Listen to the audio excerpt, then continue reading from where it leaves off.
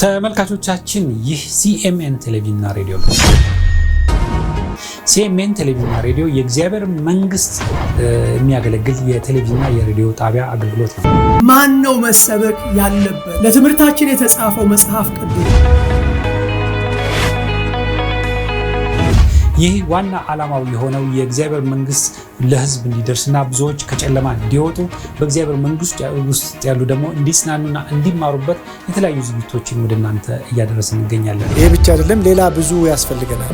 አንደርስም እኛ ሌሎች እኛ ላይ ተጨምሮም አንደርስም። ምድን ተሻጋሪ የሆነ አገልግሎት እንዲሆን የሚያስችል ስለሆነ የወንጌልን ድምጽ በትልቁ በሰፊው ለማሰማትና እውነተኛ የዜና ምንጭ ለመሆን ኢየሱስም ቀረበና እንዲህ ብሎ ተናገራቸው። ስልጣን ሁሉ በሰማይና በምድር ተሰጠኝ። እንግዲህ ሂዱና አሕዛብን ሁሉ በአብ በወልድና በመንፈስ ቅዱስ ስም እያጠመቃችኋቸው ያዘዝኳችሁንም ሁሉ እንዲጠብቁ እያስተማራችኋቸው ደቀ መዛሙርት አድርጓቸው። እነሆም እኔ እስከ ዓለም ፍጻሜ ድረስ ሁል ጊዜ ከእናንተ ጋር ነኝ። ማቴዎስ ወንጌል ምዕራፍ 28 ከቁጥር 18 እስከ ቁጥር 20። ከእግዚአብሔር ከአባታችን ከጌታም ከኢየሱስ ክርስቶስ ጸጋና ሰላም ለእናንተ ይሁን። ተመልካቾች አድማጮቼ እንዴት አላችሁ? ሰላም ናችሁ? ብዙ ጊዜ እንኳን አደረሳችሁ ነው የምንለው የሆነ በዓል ባለፈው ለፋሲካ ለተለያየ በዓላት አንዳንዴ እንኳን አሳልፋችሁ ማለትም ጥሩ ነው፣ ደርሶ አለማለፍም ስላለ ማለት ነውና እንኳን አሳልፋችሁ። ደግሞ በሚቀጥለው አንድ በዓል አለ፣ የመከር በዓል። ለሱ እግዚአብሔር እንኳንም አደረሳችሁ። በጣም ትልቅ በዓል ነው። ትልቅነቱን በኋላ በእግዚአብሔር ቃል እናየዋለን። ማለቂያ በሌለው ምሕረቱ የረዳን እግዚአብሔር የተባረከ ይሁን። እንደምታውቁት ትምህርታችን ወንጌል ነው፣ ንጹሕ ወንጌል ስለ ኢየሱስ ክርስቶስ ማዳን ነው። እሱ ደግሞ አንጓለው ወይም ክፍል አለው። ኢየሱስ ክርስቶስ በብሉይ ኪዳን በስጋ ከመገለጡ በፊት የነበረውን ማንነት ብዙ ጊዜ አይተናል። ኢየሱስ ክርስቶስ ለምን ተወለደ፣ መወለዱን፣ ማደጉን፣ ማገልገሉን አይተናል።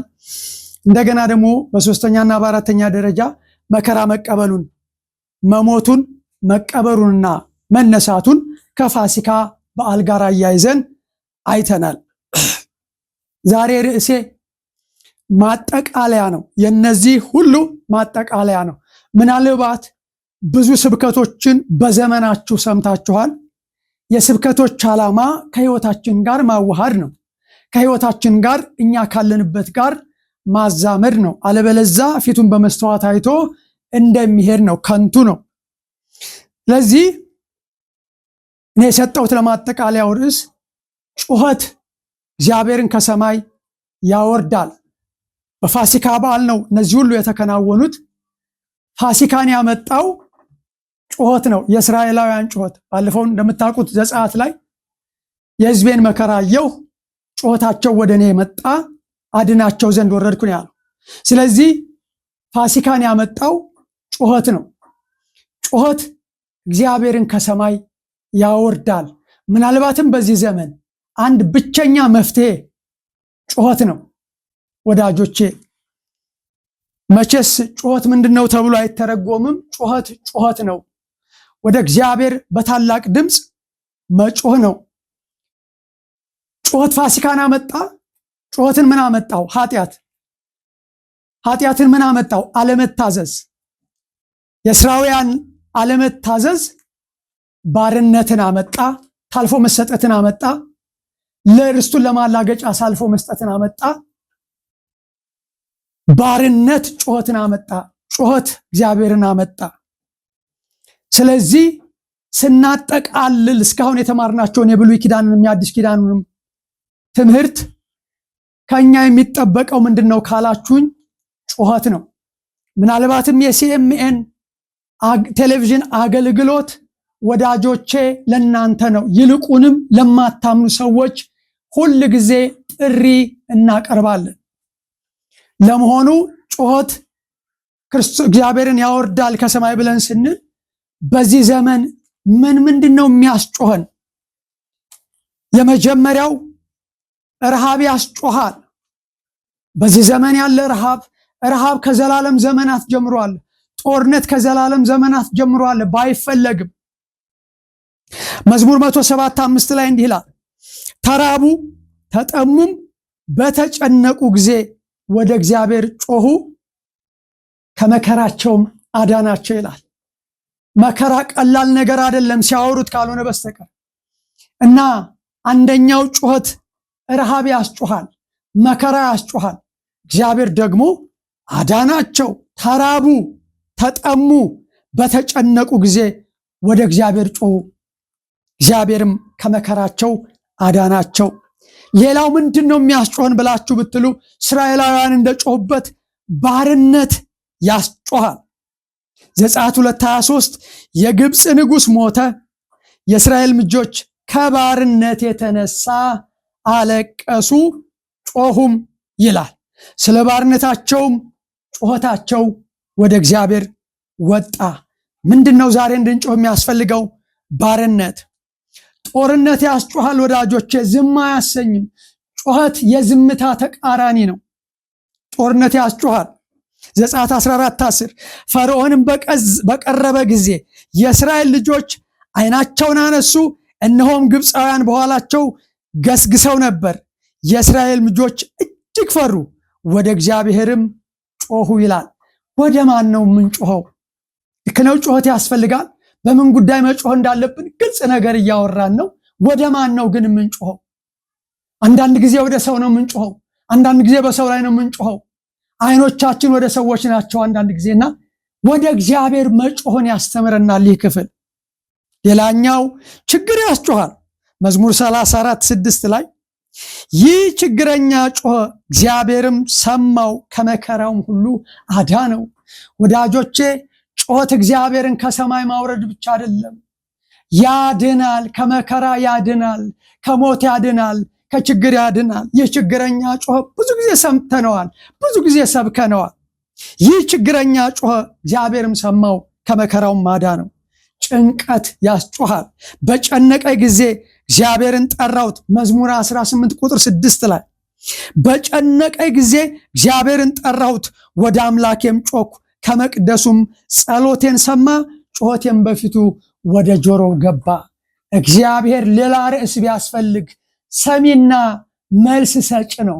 ጩኸታችን ከንቱ አይደለም። ጸሎታችን ከንቱ ካልሆነ በስተቀር ምክንያት ከሌለን በስተቀር ጩኸታችን ሰሚና መልስ ሰጭ አለ ወዳጆቼ። አንዳንዴ ሞባይል ጥሩ ምሳሌ ነው ለኔ።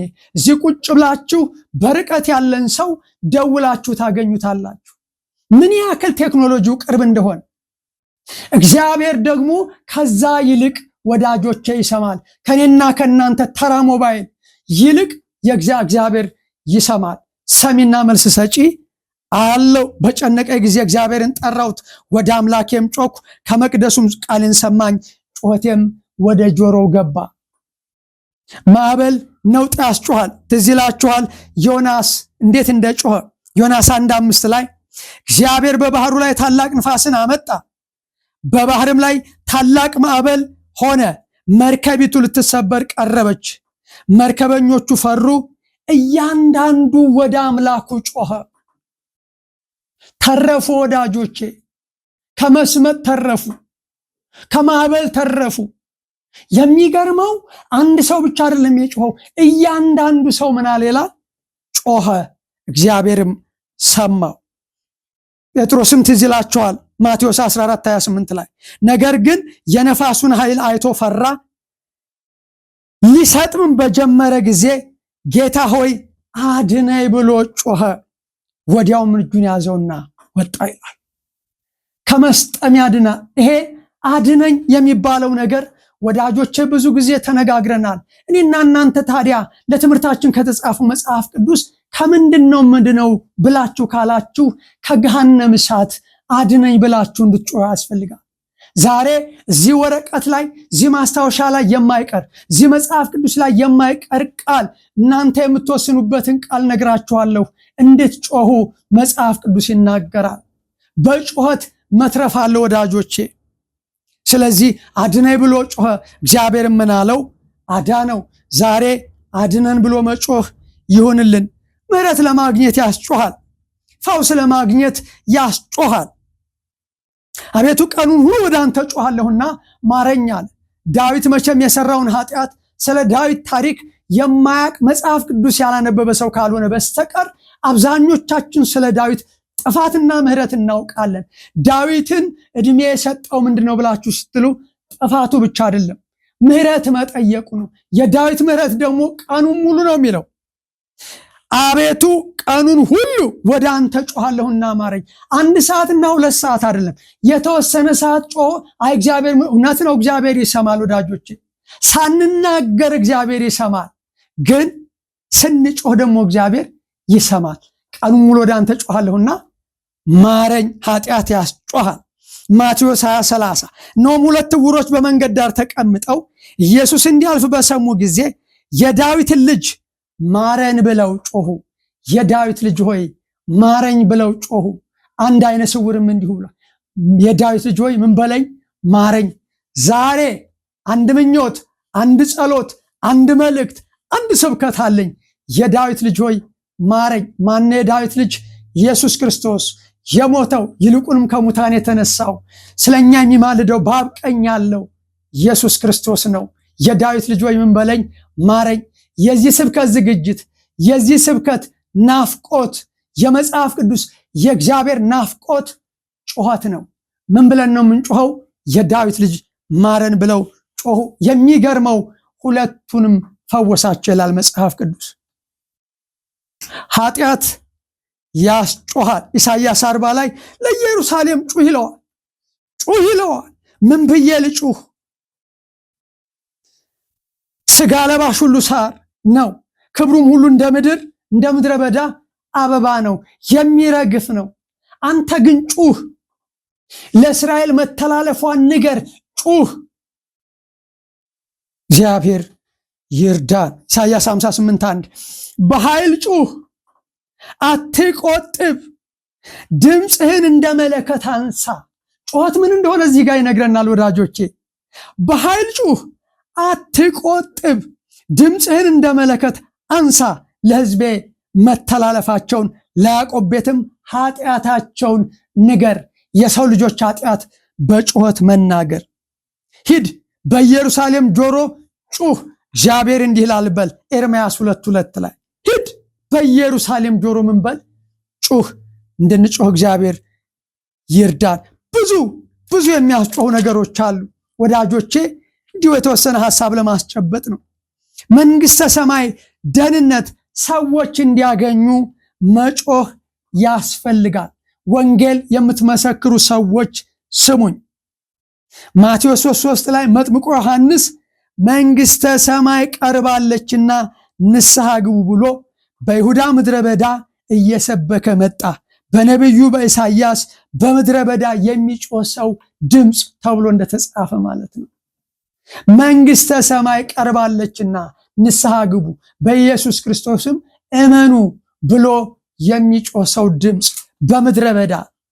ምን ማለት ይሆን? በምድረ በዳ ምድረ በዳ ሰው አለ እንዴ? ዛሬ ግን የምትሰሙኝ፣ ዛሬ ግን የምታደምጡኝ፣ ዛሬ ግን የምትመለከቱኝ ሰዎች እንጮሃለን። ምን ብለን ነው የምንጮኸው? መንግሥተ ሰማይ ቀርባለችና ንስሐ ግቡ። ወዳጆቼ ጌታ እግዚአብሔር ንስሐ እንድትገቡ እንድትወስኑ ጌታ ይርዳችሁ። መከራ ያስጮሃል። እርሱም በሥጋ ወራት ከሞት ሊያድነው ወደሚችል ወደ እግዚአብሔር ከብርቱ ጩኸትና ከእንባ ጋር ይላል። በጣም የሚገርመኝ ስለ ጩኸት ሳስብ ጩኸት እግዚአብሔርን ከሰማይ ማውረድ ብቻ የማውረድ አቅም ብቻ አይደለም። እግዚአብሔርን ከሰማይ የማምጣት ብቻ አይደለም። እግዚአብሔርም ለካ ይጮሃል። እናንተ ኢየሱስ ክርስቶስ ጮኋል። እግዚአብሔር የጮህበትን ክፍል ተመልከቱ። ኢሳይያስ 42:13 ላይ እግዚአብሔር እንደ ኃያል ይወጣል ይልና ብዙ ነገር ከተናገረ በኋላ ይጮሃል ይላል። ከድሮ ዘመን ጀምሮ ዝም ብያለሁ። እግዚአብሔር ዝም ብሏል ከድሮ ዘመን ጀምሮ። አሁን ግን እጮሃለሁ አለ እግዚአብሔር። አቤት ጌታ! ከድሮ ዘመን ጀምሮ ዝም ብያለሁ፣ ዝም ብዬ ታግሻለሁ።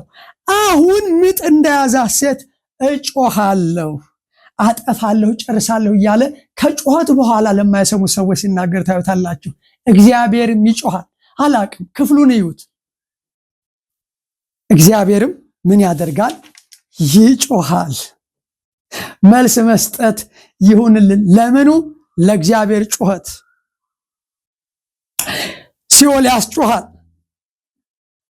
ሉቃስ 16:24 ባለጠጋው ሞተና ተቀበረ፣ በሲኦልም በስቃይ ሳለ እየጮኸ አብርሃም አባቶ ማረኝ፣ በዚህ ነበልባል እሰቃያለሁና የጣቱን ጫፍ በውሃ ምላሴን ያብርድልኛል ይላል። ወዳጆቼ በሲኦል ሆኖ ስለመጮህ ምን ይሰበካል? ግን በኋላ ከምንጮህ አሁን እንጩህ ወዳጅ። ዓለም ይስማ።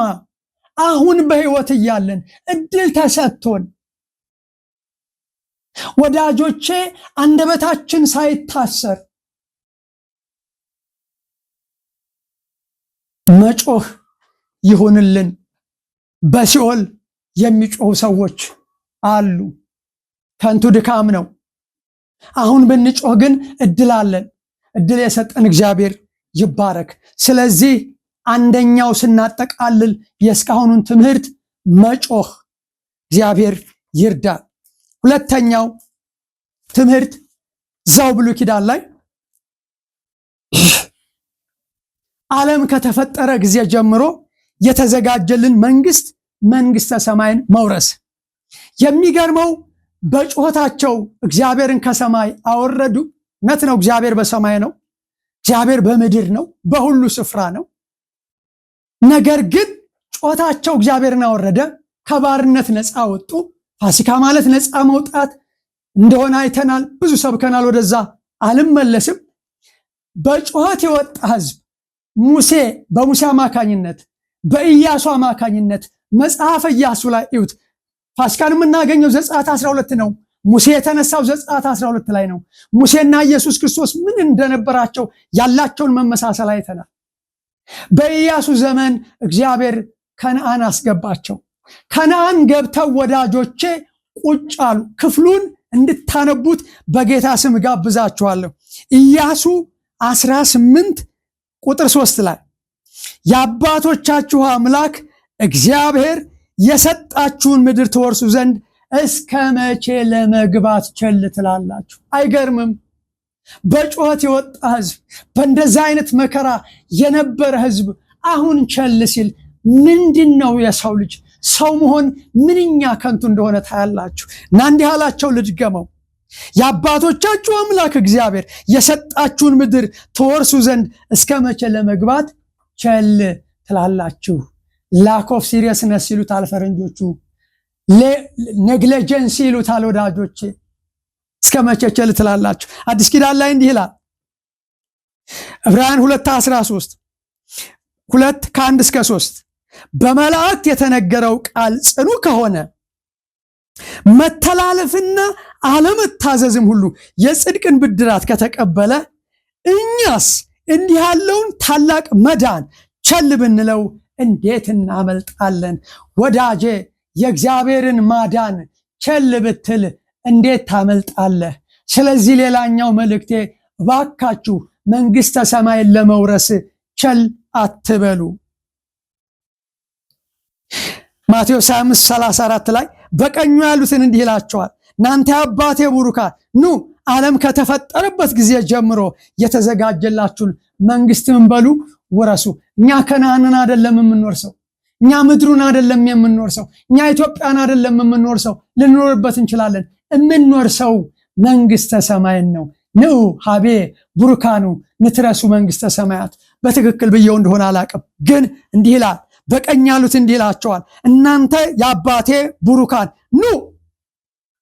መልስ የሚያሻው ጥሪ ኑ ይላል እግዚአብሔር። የሚገርመው ጌታ ኢየሱስ እኮ ነው የሚጠራህ ወዳጄ፣ ሰው አይደለም የሚጠራህ፣ እግዚአብሔር ነው የሚጠራህ።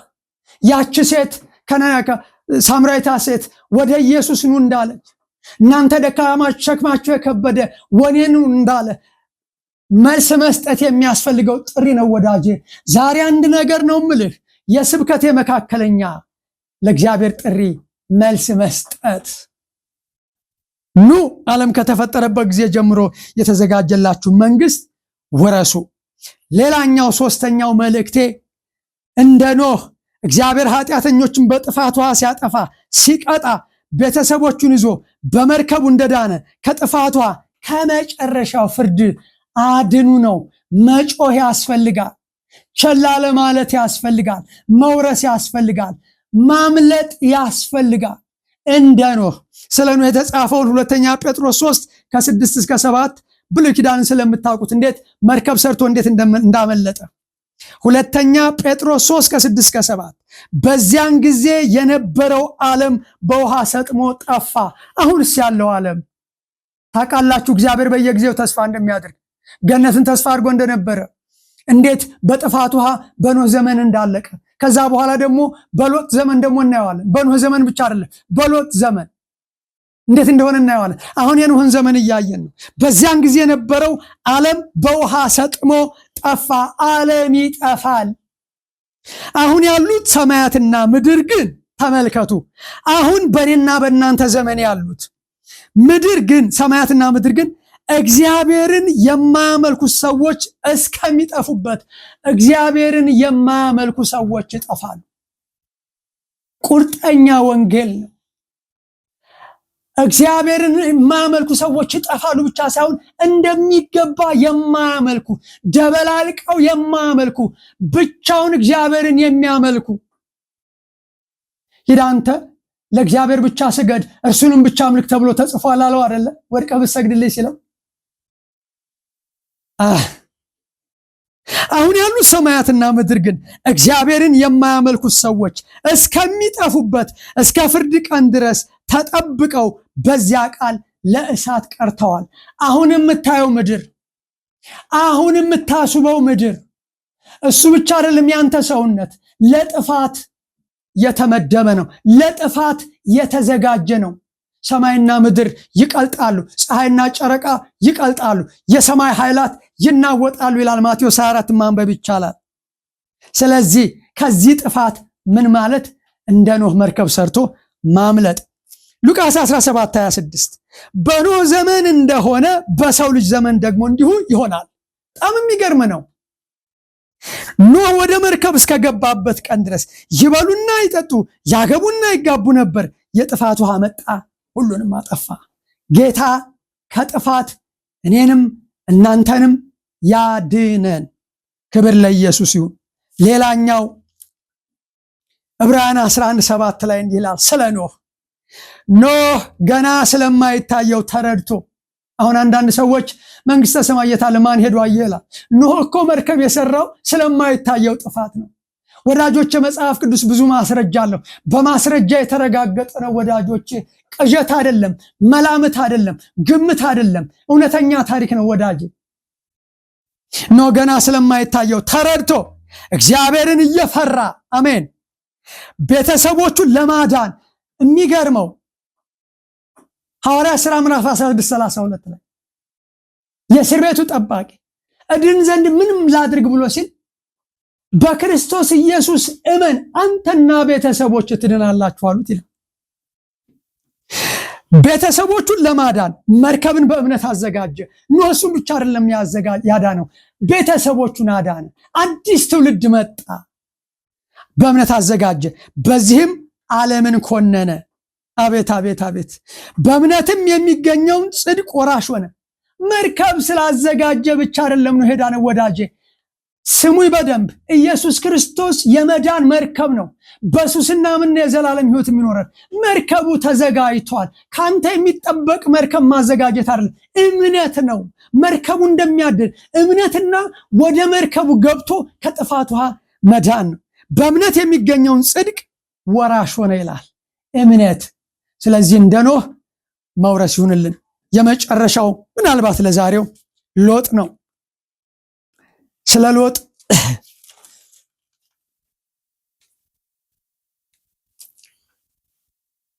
ሁለተኛ ጴጥሮስ 2:4 እስከ 10 ላይ እንደዚህ ይላል። ስለ ሶስቱም ማጠቃለያ እግዚአብሔር ሁለተኛ ጴጥሮስ ምዕራፍ 2 ከቁጥር 4 ጀምሮ እግዚአብሔር ኃጢአትን ላደረጉ መላእክት ሳይራራላቸው ከዳንን በኋላ ኃጢአት ብንሰራም ትርጉሙ እንዴት ይሁን ለምትሉ ሰዎች ልክ ነው። ደህንነት ዘላለማዊ ነው ተጠብቆ ሲኖር። ነገር ግን ይላል እግዚአብሔር ኃጢአትን ላደረጉ መላእክት። ለካ መላእክት ኃጢአት ያደርጋሉ። ለካ ስንፍና ይከሳቸዋል። ይኸው ኃጢአትን ላደረጉ መላእክት ሉሲፈር ሳይራራላቸው ወደ ገሃነም ጥሎ በጨለማ ጉድጓድ ለፍርድ ሊጠበቁ አሳልፎ ከሰጣቸው የጥፋት መልአክ ሰይጣን የት ነው ያለው ካልከኝ ወዳጆቼ ልክ ነው። ባላጋራችሁ ዲያብሎስ በዙሪያችሁ ፈልጎ ይላል። ባለፈው ሰብከናል ኤፌሶን 6 ላይ። ግን የት ነው አድራሻቸው? አሁን ያሉት የት ነው ብለህ ብትለኝ ወደ ገሃነም ጥሎ በገሃነም ነው። በጨለማ ጉድጓድ ገሃነም ጨለማ ጉድጓድ ለፍርድ ሊጠበቁ አሳልፎ ከሰጣቸው ለፍርድ እየተጠበቁ ነው። ዘላለም ፍርድ ለቀደመው ዓለም ሳይራራ ይላል። ሁለተኛው ጥፋት ለቀደመው ዓለም ሳይራራ። እንግዲህ ለመላእክት አራራም፣ ለቀደመው ዓለም አራራም። ከሌሎች 7 ጋር ጽድቅን የሚሰብከው ኖህን አድኖ በኃጢአተኞች ዓለም ላይ የጥፋት ውሃ ካወረደ መላእክትን በጨለማ ጉድጓድ ለጥፋት ጠበቃቸው። ከኖህና ከቤተሰቡ በስተቀር ደግሞ በጥፋት ውሃ ጠፋቸው። የጥፋት ውሃ ካወረደ ሶስተኛ ኃጢአትንም ያደርጉ ዘንድ ላሉት ምሳሌ አድርጎ ከተማዎችን ሰዶምና ገሞራን አመድ እስኪሆኑ። ሶስተኛው ጥፋት አንደኛው የመላእክት ጥፋት ነው። ሁለተኛው የጥፋት ውሃ ነው። ሶስተኛው ደግሞ ሰዶምና ገሞራ አድርጎ ከተማዎችን ሰዶምንና ገሞራን አመድ እስኪሆኑ ድረስ አቃጥሎና ገልብጦ ከፈረደባቸው ጻድቅ ሎጥን በመካከላቸው ሲኖር እያየና እየሰማ ዕለት ዕለት በአመፀኛ ስራቸው ጻድቅ ነፍሱን አስጨንቆ ነበርና በአመፀኞች ሴሰኞች ኑሮ የተገፋውን ያንን ጻድቅ ካዳነ ጌታ እግዚአብሔርን የሚያመልኩትን ከፈተናም እንዴት እንዲያድን በደለኞችንም ይልቁንም በርኩስ ምኞት የስጋን ፍትወት እየተከተሉ የሚመላለሱት ጌትነትንም የሚንቁትን እየቀጣቸው ለፍርድ ቀን እንዴት እንዲጠብቅ ያውቃል ይላል። ስለዚህ ሎጥን እንዲህ አሉት፣ አምልጥ አሉት ይላል ቃል በቃል ሽሽ። እንደውም ቃሉን ላነበው እዚህ ዘፍጥረት 19:17 ላይ ሶስተኛው መልእክቴ ስለሆነ መጮህ ቸላ ለማለት እንደገና ደግሞ ከጥፋት ውሃ ማምለጥ ዘፍጥረት 19:17 ላይ ራስን አድን። ወዳጆቼ ራሳችሁን አድኑ፣ ወደ ኋላ አትይ። ሚስቱ እንዴት ወደ ኋላ ስታይ እንዴት እንደሆነች ታውቃላችሁ። ወደ ኋላ ማየት ማለት ሊትራሊ እንደዚህ ወደ ኋላ ዞሮ ማየት አይደለም። ወደ አራቱም አቅጣጫ ወደ 6ቱም ወደ ላይ ወደ ታች እንድናይ ተፈቅዶልናል። ይሄን አይደለም እያለ ያለው ወዳጆቼ። ያሳለፍናቸው በጣም ብዙ ጊዜያቶች አሉ። በኃጢአት ያሳለፍናቸው አሉ። ዛሬ ድል አለ እንደማለት ነው። ወደ ኋላ አትይ፣ በዚህም ዙሪያ ሁሉ አትቁም። አይገርምም? አድን፣ ወደ ኋላ አትይ፣ በዙ ዙሪያ ሁሉ አትቁም። እንዳትጠፋም ወደ ተራራው ሸሽተህ አምልጥ። ዛሬ አንድ መልእክት አለኝ ለዓለም ሕዝብ። ወዳጆቼ ወደ መርከቡ ሸሽታችሁ ወደ ኢየሱስ አምልጡ፣ በንስሐ አምልጡ፣ ክርስቶስን በማመን አምልጡ። አትቁሙ፣ ጊዜ አትስጡ፣ ቸል አትበሉ። ሸሽተህ አምልጥ ነው፣ ሽሽ ነው፣ ከዓለም ሽሽ ነው፣ ከኃጢአት ሽሽ ነው፣ ከአመፃ ሽሽ ነው። እግዚአብሔር የተባረከ የተቀደሰ ይሁን። ስለሰማችሁኝ አመሰግናለሁ። ኢየሱስም ቀረበና እንዲህ ብሎ ተናገራቸው፣ ስልጣን ሁሉ በሰማይና በምድር ተሰጠኝ። እንግዲህ ሂዱና አሕዛብን ሁሉ በአብ በወልድና በመንፈስ ቅዱስ ስም እያጠመቃችኋቸው ያዘዝኳችሁንም ሁሉ እንዲጠብቁ እያስተማራችኋቸው ደቀ መዛሙርት አድርጓቸው። እነሆም እኔ እስከ ዓለም ፍጻሜ ድረስ ሁል ጊዜ ከእናንተ ጋር ነኝ። ማቴዎስ ወንጌል ምዕራፍ 28 ከቁጥር 18 እስከ ቁጥር 20። ተመልካቾቻችን ይህ ሲኤምኤን ቴሌቪዥንና ሬዲዮ ነው። ሲኤምኤን ቴሌቪዥንና ሬዲዮ የእግዚአብሔር መንግስት የሚያገለግል የቴሌቪዥንና የሬዲዮ ጣቢያ አገልግሎት ነው። ማን ነው መሰበክ ያለበት? ለትምህርታችን የተጻፈው መጽሐፍ ቅዱስ ይህ ዋና ዓላማው የሆነው የእግዚአብሔር መንግስት ለህዝብ እንዲደርስና ብዙዎች ከጨለማ እንዲወጡ በእግዚአብሔር መንግስት ውስጥ ያሉ ደግሞ እንዲጽናኑና እንዲማሩበት የተለያዩ ዝግጅቶችን ወደ እናንተ እያደረስን እንገኛለን። ይሄ ብቻ አይደለም፣ ሌላ ብዙ ያስፈልገናል። አንደርስም እኛ ሌሎች እኛ ላይ ተጨምሮም አንደርስም። ትውልድን ተሻጋሪ የሆነ አገልግሎት እንዲሆን የሚያስችል ስለሆነ የወንጌልን ድምፅ በትልቁ በሰፊው ለማሰማትና እውነተኛ የዜና ምንጭ ለመሆን